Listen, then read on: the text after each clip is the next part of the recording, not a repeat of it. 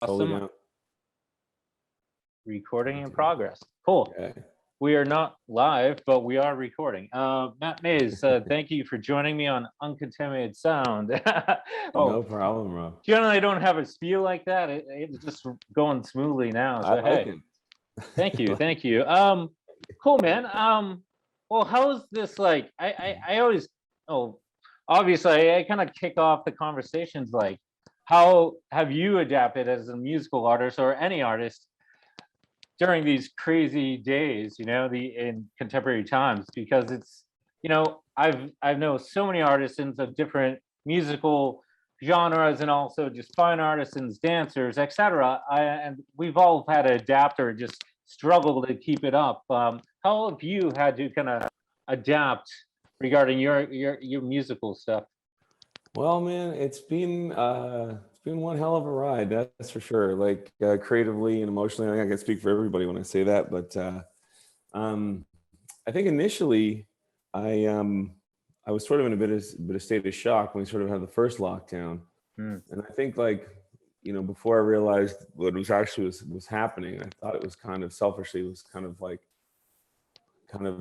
just interesting, I guess. And I wasn't really, the anxiety hadn't set in yet. So I was sort of, I kind of decided to kind of take advantage, and I felt inspired because it was such a weird time, and Toronto was super creepy, like every other city, where it was just completely closed down. And I don't know, something about it got me kind of thinking, and so I just did a record right away in lockdown. I did it in a really short period of time and put it out Wow. on my own and released it. And within the span of about 3 or 4 weeks between us, Wow. the day I started writing songs and the day I put it out, it was really fast. And then and I was doing sort of these called Mantle Musics every Saturday night. I would do like a live stream thing just to feel like I was playing again. That was sort of over the course of a year. And it started setting in, and I started getting a little bit, things started slowing down. And but I remember sort of there's a point where I was really sort of angry. I got really sort of angry at this whole thing, this virus or whatever the situation, and I was really working hard to fight against it. I didn't want it to stop me. I was really like, you can't stop me from playing. You can't stop me from recording.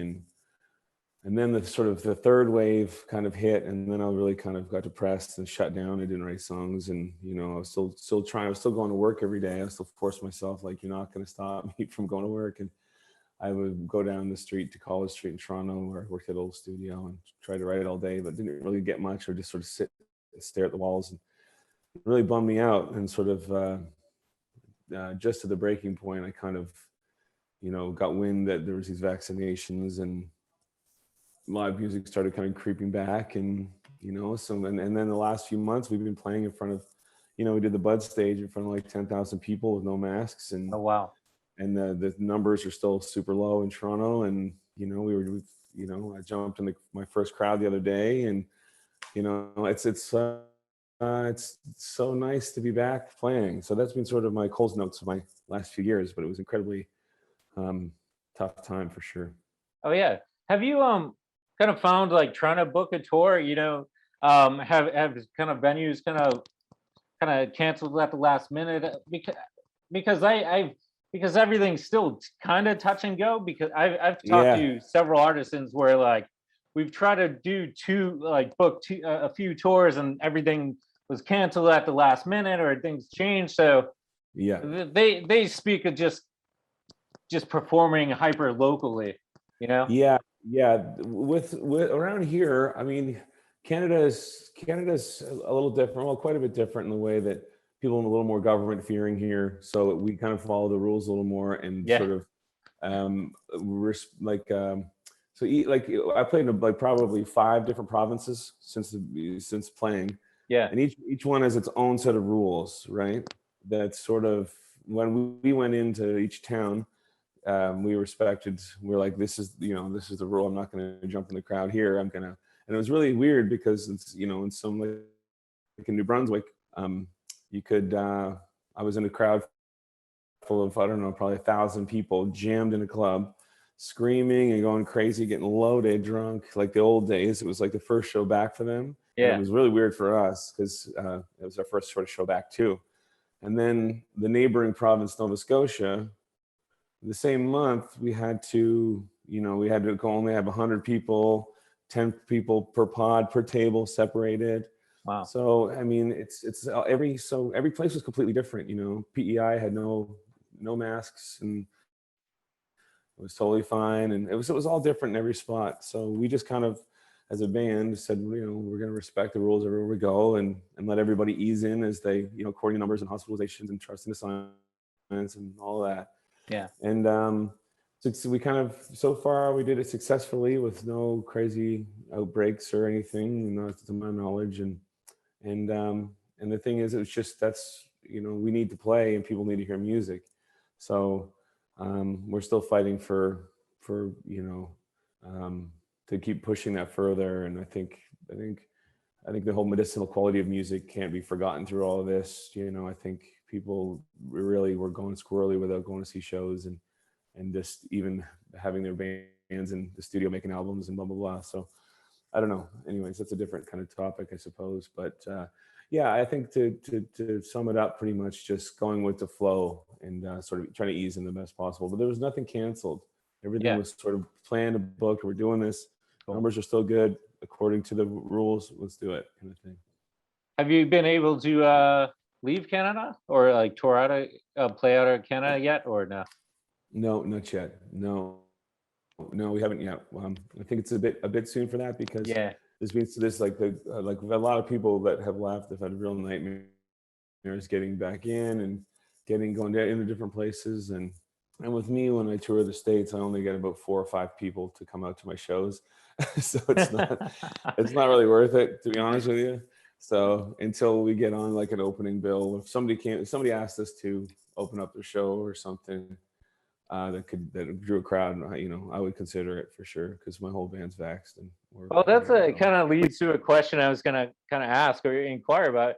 I'm like, I know you're huge in Canada, but when you come to the States, it's like, isn't it weird where you're like, you have to play like the Knitting Factory, but like in Canada, you're playing like shows of 10,000, and then like in the city, you're like, here's the Knitting Factory. Like I find that kind of surreal for somebody with like, like Canadian artists like that are big in Canada come here and they have to play like, the Mercury Lounge or Knitting Factory, etc. I stopped trying to figure it out, man. I don't know. I mean, the thing in Canada, I feel like I really worked for it, man. Like, I got in the van and I played a zillion shows. I used to play in front of 2 or 3 people every night for years at a time, and then it was 2 years later, it was 12 people, and then we kind of, it snowballed. So I honestly, I haven't really put the work in the States enough, because it's so expensive and it's so tough to kind of to do it, that I've had some really great breaks, like Brian Fallon from the Gaslight Anthem. He's been such a champion of mine, and he takes us out all the time and with the boys, and it's great, and the reaction's awesome, but then we go back through the towns again, and there's like a few people with Gaslight shirts on, which I love. I'm so happy they come out, but I always think there's going to be more that come out. But it's tough. You really have to earn your place there, which I respect. But I mean, it's also this weird sort of Canadian bands. We kind of have this sort of, this feel like there's this weird, like, not a curse, but this thing that it's just this weird heavy wall that I don't know if it's because we're Canadian or what, but the amount of insanely awesome bands up here that just never get a chance down there. It's very, very strange, Even the huge bands here still aren't that, it's but then again, some people know how to do it right, and they sneak down through and they do great, which is really great. I really respect that, because it's not easy to do, to find that one little groove. It's like a little port in a video game they found to get in, and they and they represent Canada well. So power to them, because I know it's really tricky. Kind of going like doing a flashback, I guess. You grew up in Nova Scotia, if I'm correct, or? I did, yes. Cool. So like, how was that? Like, what was the culture like? Because I haven't. That's also been on my top places to visit and to just check out in Canada. but what was the culture like, music wise, art wise, and I Uh, guess how did that, like growing up there, influence your music, or it spurned your concept of being an artist, or you know, if that yeah, makes sense. But it does, man. It does. There's something about there's tons of history there. Um, there's a really powerful and strong indigenous community there, and then there's really strong sort of sense of community there, and this like the whole Celtic music scene that was brought over um, from the old world, you know, the mix of it all together, and something about the people are super hospitable and friendly.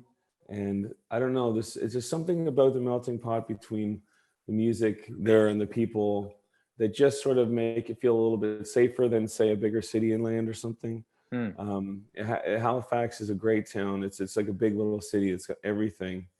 It's got a great art scene, a great music scene, a great dance scene, great, you know, university school scene. I don't know. There's all these things that there's a lot of really great culture across the board that I think, as far as being an artist from there, I think you garner a lot of pride. And I think I like being an artist that works with pride. You know, I'm really proud of where I'm from, or I'm proud of where I live, or I'm proud of my band, or proud of myself, or whatever. I kind of come from that school of, you know, thought when it comes to feeling safe with my art to release it. So coming from Nova Scotia, it really is a great area for that, to house that, or to sort of nurture that. As a young musician, the music scene wasn't snobby at all. It was very welcoming, very awesome. Like all genres were buddies, and it was just really great to be surrounded by that. Everybody in Nova Scotia has a guitar in their house. Everybody parties in the kitchen because it's closest to the fridge. hmm, So a lot of my friends and bandmates they've just had, you know, drunken kitchen jams with their parents before they could even remember anything. yeah, So yeah, they're so comfortable with music and the family element of what a band should be. And I have a really tough time playing in bands that don't feel like family to me. It just yeah, does not work. And I think that's a really great asset in music. When you have the family connection, you're going to dig a little deeper into whatever it is that you're doing, because again, you feel safe and yeah. you want to emote that celebration of family. So I think in a nutshell, Nova Scotia just sort of breeds that, you know. And you should visit, man, because you will not regret it. Oh, I know, it sounds amazing. Yeah, I think you Just just go in sold me on it, August, but though. yeah, yeah. Just go in August or September, because the weather is always usually great then, you know. Yeah, yeah. You know. Not Yeah. winter, huh? When you know, winters it's about the same as New York temperature Oh yeah, wise, or yeah, maybe yeah, you know, it's on the Atlantic, so it's pretty mild, but yeah, it gets a little rainy in the spring and fall, so late fall. But so yeah, anytime between August and like October, you're pretty good. It's yeah. beautiful, absolutely beautiful. Yeah. So when did you first like actually like decide to kind of pursue music full time, I guess, or like when did you, I guess, yeah, built off like the culture there, and growing up in Nova Scotia, when did you really decide you wanted to pursue music as a craft, and then eventually a profession? Right. Well, it was always my favorite thing to do. Like as soon as I started playing guitar, I was sort of like obsessed, and my sort of attention just went right to it. I couldn't put it down, but I sort of felt obligated to, like I felt like the chances of making a living at music was so thin that I decided to go to art school instead. So I don't have to tell you, it's like, Yeah. it's like, you gotta, take the plunge. And so I went to art school and visual art school in the Nova Scotia College of Art and Design, NASCAD. Oh, And cool. I started taking the foundation year there, which was really, it's an incredible school. The campus is incredible, and it's right downtown Halifax, these old historic buildings. It's a wonderful art college. And I really enjoyed going, except that I just discovered that, like, I had this 4-track recorder that I just, every night I had like my art assignments, and then I saw my 4-track, and I would always just end up on my 4-track kind of thing, and I just kind of started doing that to the point where it started affecting my grades. And I just, I had a good teacher that was just like, you gotta, you gotta kind of make a move here. You're not gonna do too well. So I only lasted a semester, and but then luckily enough, right then and there, I just decided, well, if I'm gonna do music, I started playing open mics for another year Mm. to get my chops up. And then I met the Guthries, which is a band that I joined that we ended up doing quite well, and kind of launched me into meeting labels and everything else, and being able to make a living out of it. Cool. So that was sort of it. But it was just, to answer your question, I think it was just, I just realized that all I wanted to do was music, and if I couldn't even do my really enjoyable art projects, Yeah. I wasn't going to be able to do anything else in life, So it's Yeah. just like, yeah, I just went right into it. Mm. Yeah. Yeah, I'm kind of reflecting most most of my conversations. Like, it just, you have to do whatever. My consensus on pursuing a craft and arts and music or whatever, so you just have to do it. Whatever music, I mean, whatever instruments, or medium visually, it just intrinsic within the soul of the creative. If if I'm not if I'm correct, but that's Yeah. just more of my I, higher overview of my I year and think a some half of people just, conversations. yeah, I think some people just have to be a stockbroker or a chef, some True. people Yeah. just have, just like, it's just that thing. And because life is so uncertain, that if you have something like that, that's a calling, I guess that's what they call it, a calling, but it's just, it's any kind of beacon in life, in this weird, confusing life that you can, and I'm still following it. Like, thank God I've got it, because if I didn't, I'd be lost in space. So I'm still chasing that same thing I sort of first found when I started playing music, and I haven't turned my ship away from it since. But yeah, you're right. I think that goes for anybody, and I think a lot of people, you know, I don't know. I think if my parents weren't cooler, or if my parents were less cool, I may have been forced into something else and being sort of stuck, still looking for that, or Yeah. being, but I felt incredibly lucky that they supported me, and it wasn't with a bit of a few important questions. They're like, should you go to music school and blah, blah, blah. And which is them showing love, but, eventually explained that, Paul McCartney didn't go to music school.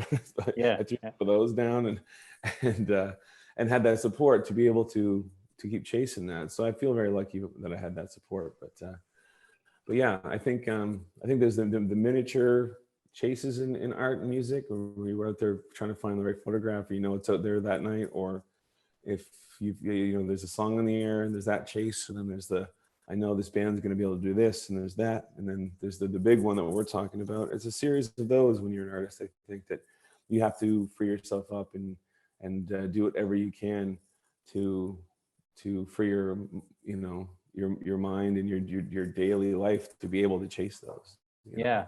You're Yeah. just open to them, so they can be open to you. Yeah. Totally. Sonically, or I guess well, I guess in visual language would be like, oh, I guess in the visual world, for me, it's, I would be developing a visual language. How did you develop your sonic language, I guess, or your sound, I guess? Um, I eh, I guess, yeah. That's my next question. Yeah, no, I think I really like, singer-songwriters first. Like, I like, like songs, like I grew up on Gordon Lightfoot, and, Neil Young and Bob Dylan, and, got into Joni Mitchell and Gillian Welch, and like songy songs, like really well-crafted songs. And then I got into, the way they sound, or let's say Neil Young or Dylan in 66 or 65 or whatever, where those guys mixed, you know, killer tunes with just wild electric guitars and crazy sonics and zero rules, and just 12-minute songs, and just that whole thing really, when I was a kid in the 90s and my dad had a great record collection, just diving into that and like hearing like crazy like sonics. Like I remember when I was a kid in the 80s putting on Eliminator for the first time and just like being literally blown across the room, and like it sounded like it didn't even sound like guitars, you know. It's like what is the sound, and just being kind of lost in that and kind of melding the two together. So I think that's what I kind of always try to do is try to make sure there's a song, a good song underneath everything, and then just try to make the music interesting and the guitars sound loud and good. And you know, I'm a huge Tom Petty fan because he was so more honest than almost anybody. But you know, their guitars always sounded the best, and the Heartbreakers was just a freight train of a band. They were just like an unstoppable sound, and I've always just been obsessed with that. And I'm lucky enough to find a band over the years that are like family to me. They're my brothers, but we also have like a real force, and they also are a very quiet band as well. So it really works well with songs. So it's just a mix between, you know, when to be loud under what songs and what lyrics, and when to be quiet when, and just that dance that I think I've always, it's a lifelong sort of study on getting good at. Mm. But that's sort of where we come from. Any like eclectic sounds that like, or music, I guess that you're really into that one might not guess, like besides like the notable singer-songwriters, you listen to any like other types of sounds too, jazz, classical, anything, you Yeah, know? Yeah. yeah. I love music so much, like so much. It's such a big part of me that I can't imagine not liking anything, you know, like, and really like stuff that I'll never be able to play properly, especially like I don't listen to the kind of music I play very much at all anymore. I listen to, you know, a lot of West African music, and I've been Mm. getting into jazz music, and I've always really loved reggae, and I collect you know, a lot of reggae records and DJ reggae music, and because it's my favorite to dance to pretty Yeah. much, and my Yeah. favorite to play, and yeah, I mean the list goes on. I've been just trying to get into, actually I found like, it's like all these classical music. I found it on the Curb in Toronto. It's like all the best Oh, of each composer, which cool. would cost probably $500 new, and I found it for free. So I thought it was like, I took it as a sign. So I'm Yeah. educating myself in Brahms and you know, everybody. So because you know, I love classical music, but I never sit down and really listen. And so yeah, I mean, you name it. I'm really trying to get into it, and I think hopefully it comes out in my guitar solos or my songs somehow, or my rhythms or whatever. Yeah. Yeah. Um, because it's just fun, you know. This world is really quite small, and the music is. I went to Mexico in January looking for a band of locals, and I found the best band ever. And a few of them couldn't speak English, and I had an Airbnb, and we were jammed on my Airbnb, and it's a Cool. record I'm gonna hopefully put out, hopefully this year, maybe next year. But yeah, to you know, the language barrier was huge, but when we played music, it was Mm. like it was all the same cues, all the same smiles. When somebody messes up, it was like the language is exactly the same, and it's the same goes for I was in Morocco, and like just in the outskirts of the Sahara, jamming with these nomads, and same thing, super different cultural vibe, but same musical cues, same smiles when it got going, you know, same. It was like, it was really, it's really beautiful to experience that in first person, and it's, you know, when you leave those places, it's just like the whole band of musicians across the world is very one thing, you know. We really do speak the same language. Yeah. I think it stems from like our just like ancestors, you know, just like that archaic kind of or ancient you know, initial communication device was through sound, you know, and that, you know, just audible you know, or and then it, you know, language eventually evolved into more complexity, but Yeah, initially yeah, simple yeah. sounds, and Totally. that bound the communities together, the ancient man Yeah. communities together and tribalism, through.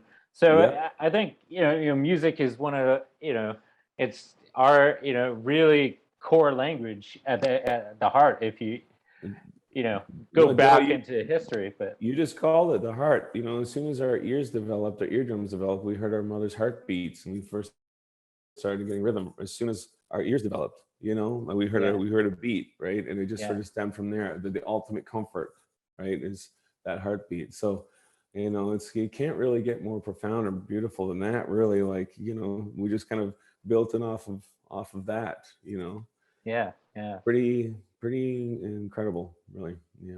Did you ever record any of that stuff, like in Morocco or Mexico? You pick any of that up on? Yeah, yeah, yeah. I have my buddy Adam Baldwin came down because I met the guys. They were all playing at local bars in Sayulita, and um, we really hit it off. And Adam came down, and we wrote a bunch of tunes in one day, and then we were planning to go back, but then COVID happened. But I've been in touch with all the players, and they're still poised and ready to go down there anytime. So I think maybe this winter I'll get down to finish off the record. Yeah, I have enough to work with now, I think, and yeah, I can send them stuff down and they'll do it. But most of it's live off the floor, so um, I think it'd be nice to get back down there. And in Morocco, yeah, I've got a few jams that we did recorded, and the same thing. I can track those guys down. It won't be easy, but I can track yeah, them down. yeah. And it's like a whole night drive through the desert to find them. But yeah, it's some of the coolest music I've definitely been a part of, for sure. I'm definitely looking forward to like hearing those collaborations, man. That sounds Yeah. interesting. You know? Yeah, yeah. I mean, I'm just, I turned 40 a few years ago, and something happened. I think it's common. I guess they call it midlife crisis or whatever. But I I just, uh, I just really want to see more of the world before I die, and make music that I don't know how to make, and just to just to enjoy it, and to celebrate music, and to maybe just to play with other people, and not just do like 1, 2, 3, 4 rock music, and Yeah, just the yeah, same old thing. Really, like I just like lyrics and melody. I'm not sold on rock and roll. I love it to death, and I love folk music, but it's just I really love to just to put melodies and lyrics to other kinds of music with other kind of people who are who feel like family, like those, Ivan and the guys out of Mexico. We were really close by the time we left, and we were only together for a couple of weeks, and yeah, it was yeah, tough leaving them because we felt it. It was really special. yeah, So, the more I age, the more I want to kind of do that and just celebrate music just as more of a whole, and not just sort of this one thing in my life that I do, hit the road, make a rock album, blah, blah. I don't want to be one of those guys. I want to kind of sort of really do the dance with as many people as I can before the lights go out. yeah. I'm kind of similar too. Like, um, I'm fairly recent on my own creative journey. I started actually just photographing, taking photograph seriously in 2017. So that, it's been a couple years of just documenting, you know, indie musicians. But now I've been at a point where I've been, collaborating with dancers, violinists, jazz musicians, and I really love that other side than Sure. just documenting just indie music. I love rock, and music in general, but I love this other side of like, oh, I'm documenting or making friends with like, violinists from the New York City Ballet Orchestra, and that's cool, and then I've been recently introduced to some ballet companies, and I love dance. Like As a as a photographer, I can't photographer, imagine. it's yeah, yeah. Oh, I just love to dance myself too. Like, just give me Yeah. some good hand drums and just like some like like Afro kind of beats too, man. Like, yeah, I'll get into it.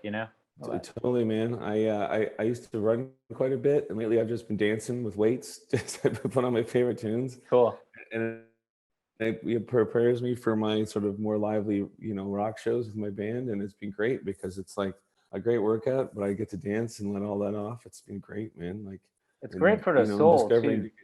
It is, yeah. Just Yeah. especially during COVID, like, Yeah. there's those endorphins that make you happy when you're dancing. You don't know why, but I think that's an important ingredient to. So vitamin D and dancing, I think, are a really big thing that can help me out. Oh, totally. So did you produce a new complete album this year, correct? Or am I? Or, Yes, yeah. No, that was the yeah, one. It's called cool. Dog City. It was the one I was taking my dog to the park at the beginning of COVID. I was taking my dog to the park every day, and Yeah, those are the places we're allowed to go in Toronto. I was taking your dog to the park, so I was there all the time, and I just sort of was like really getting a kick out of dogs and how they react and how they all have different weird little personalities and how funny they are. So I just decided to do. I was sort of kind of sick of myself at the time, and I decided to do a whole record sort of through the eyes of a dog. And oh, cool. but if you listen to it, you wouldn't really maybe know at first that it's about being a dog. So it's Yeah, sort of, it's not, it sounds sort of way more dumb than I think it maybe is. But um, yeah, it's called Dog City, and it's sort of through the eyes of a rescue dog, and just it was just so fun for me. And I wrote 12 songs in 3 weeks because I wasn't writing about me. I wasn't writing about, I wasn't second guessing myself and like, go, because this is me and people are going to judge me or whatever, which is yeah, bullshit anyways. But yeah, um, it was nice to just be like, if you're going to rip on somebody, you're going to rip on this poor dog, and yeah, it yeah, kind of allowed me to sort of do what I wanted. And so it's a bit of a weird record, and it's not a perfect record, but but for it was a really good distraction for me in those 3 weeks, and I lived in it, and I refused to drink anything, and hmm, I was just eating and running, and just I did it completely, just sort of free, totally myself, and it was really rewarding. And I put it out 6 weeks after the day I started it online, no label, no nothing, just under my own. I did the album cover myself. Well, that's not true. I did the original album cover myself. And then I asked my music family online to send in photos of their dogs for the cover. oh, And cool. I got 750 dog photos that got Whoa. sent in. So only 250 could fit on the album cover Yeah, to make it legible. So I had to let down a lot of people. I just didn't expect that many people to send dog photos in. So the cover is 250 like dog mug wow. shots, and the album just kind of came out. So it just made me happy through this to actually get an album out, and also put a live album out as well, which Hmm, was great. Something we did a few years ago. So putting two records out, and doing live shows and raising a bunch of money for charities was, I don't know, I was really kind of proud of myself to actually like get those things done during COVID, because I know it was tough, and I know yeah, and for people who couldn't do anything or were more sort of paralyzed, I totally understand too, and that's super okay as well, because everybody handles it differently. And I have some artist friends who are super bummed because they just weren't feeling it, and yeah, like I told you, towards the last half of it, I've totally felt that. I think I was in so much shock for the first half that I was yeah, just productive, and but I totally shut right down too. So it's I just feel lucky that for the first half I got some stuff out. And, yeah. yeah. Yeah, it was similar. Like, well, I mean, documenting just like performances was just obviously shut down. So I was like bummed, you know. So, but I found my new platform with the conversation series, um, which I've connected with so many amazing people and talent wise, and just had some great conversations. I haven't Yeah. even like I don't even look at these. I just generally toss them up, don't edit. Maybe Yeah. edit in black and white. That's it, and just toss them up. So Yeah. if I looked back, I could probably have like this archive of just this treasure trove of just advice. It just like all this like gold, You could do golden information, but it's you, like you I could do a keep cool on coffee going. table book of a bunch of great insight that people say that would be a good book. I'd buy that. That is true, actually. I think With your I had photos that. and everything? With Oh, oh, your, sorry. infuse some of your live photos mixed with a screenshot of this plus some insight. I think That's that'd true. be a great book. Yeah. Actually, yeah, I've been like just spinning on my mind and like, what am I gonna do next? Like, I've been doing like shooting outdoor performances But I haven't really went back into the bar scene in the city. And it's like I think I'm in a transition too, where I want to dive deeper into like more like jazz or dance. Like I want to go beyond that just indie scene. So it's like it's good to get out of the smaller venues and just like get to the. I don't want to compare like higher level art, but I mean Sure. like Sure. but it's good to get into like classical or learn new styles of music too, and just or learn about like how they get there and their journeys, and just listen to them perform it, which and watch these dancers. It's like, wow, if only I could move like that. Or Yeah. Yeah. I often think that, man, when I see dancers, it's like I think I've been sort of more in envy watching dancers than I ever have watching any musician. Yeah, It's yeah. sort of like it just seems so intangible how they can connect to music so perfectly in yeah in soul and in grace and in time. It's pretty I don't know. It's one of the Speaking wonders of of, the world. I think I gotta show you this. I This Sure. is the print of you. I let's see. This is a shot.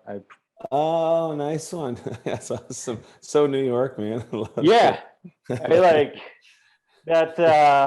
I was like, why is no one here? Why is no one here? Why is no one here? You're like in a meditative state. I like just Yeah. and that's what I just want to kind of be like a fly in the wall, and Yeah, just it's fantastic, man. capture these moments like of performers just in this moments that most people don't get to see. And Yeah, yeah, yeah. No, those are always the best ones, right? so The this vo- is the one I printed out, and I've shown this a few times, but That's it's cool to get to actually show you in the frame and not a yeah, digital. yeah. Uh, No, it's so nice to see it actually in print. yeah, no, and if you want some images from that, I can always send you too, because at the time I was just going, and now it's like I have so many images from so many different Yeah, yeah, sure. performers, and I'm like I should send them a few at least. So if you're, That would be fantastic. Yeah, I'd be totally down for the yeah. yeah. So I guess like I always like to do like like yeah, beginning, middle, end. We've discussed how you get into it, and we've discussed. I guess we can flash forward, in current times, and I guess I like to like ask more futuristic or like more hindsight questions of like, oh, like you've accomplished so much in your musical career. Um, is there any like musical project or other projects that you haven't even you would like to accomplish but haven't had the time or haven't had the ability to make it come to a fruition at this moment? I don't. There's yeah. There is, man. There's I've been enjoying all these side projects and stuff, and I'm doing a record with my band actually. On Sunday, I leave back for Nova Scotia, and we ran to this old town hall in this little tiny town in Nova Scotia, and I'm excited for that. I've got been writing a bunch of songs, and we're doing like a live off the floor band record with those guys, which I'm really excited about. But something in me, I don't know why or whatever, but I wanted to do my whole life. I knew that I was going to do a country record when I was 44. I don't know why 44, Yeah, that's but I'm 42. So now I'm like, shit, man, I gotta get on this. So yeah, I'm gonna do, and it kind of worked out well because we live out in farm country out here. So I'm kind of in this, I was literally stacking up hay bales today, and we have animals, and I'm sort of can really sort of feeling it now. I'm sort of in a good place to write a country record right now. So it's yeah, that's my next thing. I think after the band record is gonna cool. right away. Maybe this winter. Maybe I got some buds down in Nashville. I might go down and do a proper country record in Nashville. I think it's my Cool. plan. Yeah, Yeah. yeah. And I guess I won't keep you any longer. Just any advice for young musicians or artists out there? Like, I always like to ask this to just as any viewers who might be younger than Yeah. us, trying to pursue the craft. Yeah. I think the main thing, somebody told me a long time ago when I was 19, just starting out, um, that the song is everything. It's amazing how many, if you don't want to be a flash in the pan, you won't be if your songs are great, if they're Mm. great to you, like, um, and you put the work in like any other job.